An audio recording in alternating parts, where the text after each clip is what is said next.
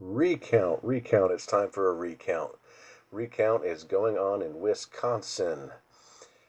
The Green Party candidate Jill Stein allegedly came up with the bright idea of having a recount because she says, oh, it might be possible that the computers could have maybe been hacked.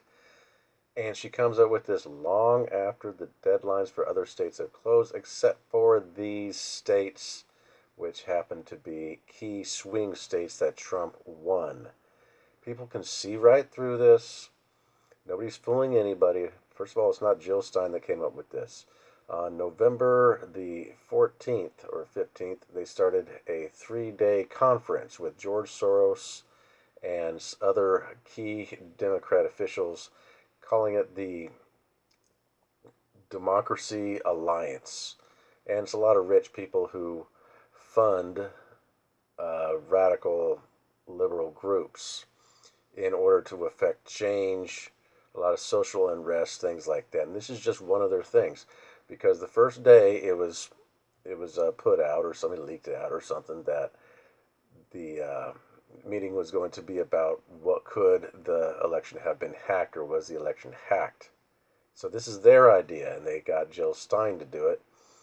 And she is on her Facebook video and on CNN making it sound like this is just a fair and balanced, nonpartisan effort to make sure that the democratic process is fair, and she would be doing this no matter who won.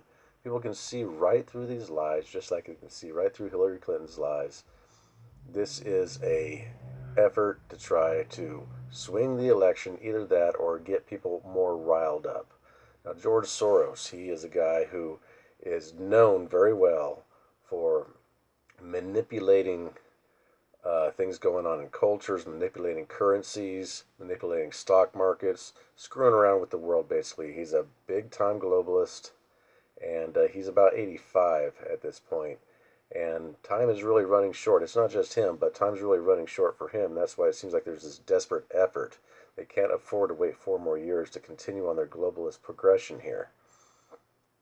They're very desperate, and they are going to do any means possible. Remember, this guy is wanted in France.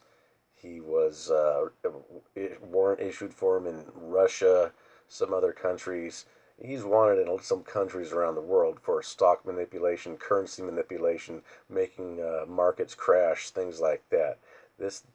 Him and other people who have quite a bit of money are very good at causing a lot of disruptions in the world. They're big-time globalists, and that is their main goal, is to have a globalist society, not because that is their political idealism, but because they want power.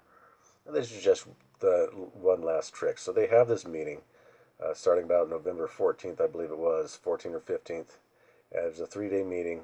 And coincidentally, right after that, this whole hoopla about fake news starts up.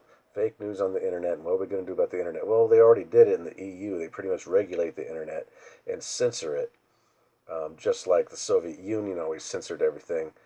And they want to do the same thing in the United States, obviously. Now, that's not going overboard saying that. It really isn't, because that's just the way they think. They don't believe in the freedom and liberties of America. They believe in having a lot of control in the globe. And they've already been very successful. They, meaning people who have that kind of idealism. They got a lot of Europe under their thumb. Britain broke out of it. And they would really like to see the United States under their thumb.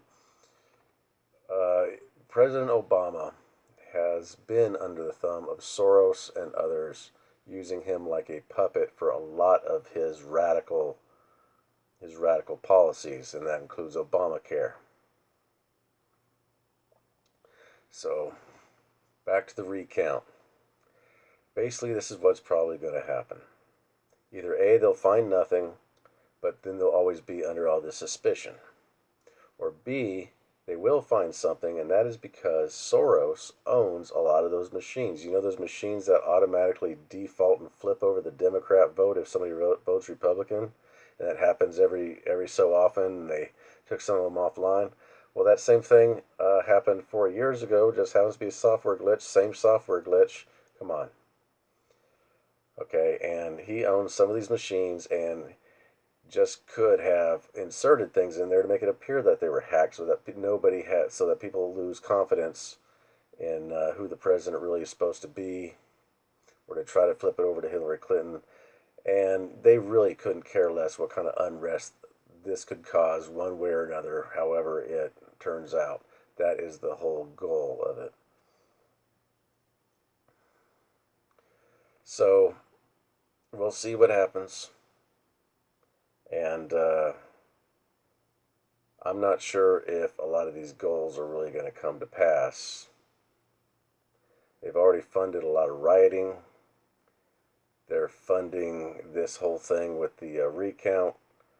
They're putting a lot of pressure on major social media to cut out fake news, alt-right, hate speech, whatever, anything they can do to try to control the internet. Once again, I don't think that's far out to say that, because they already do it in a lot of other parts of the world. Why not do it here also? That's just the way they think.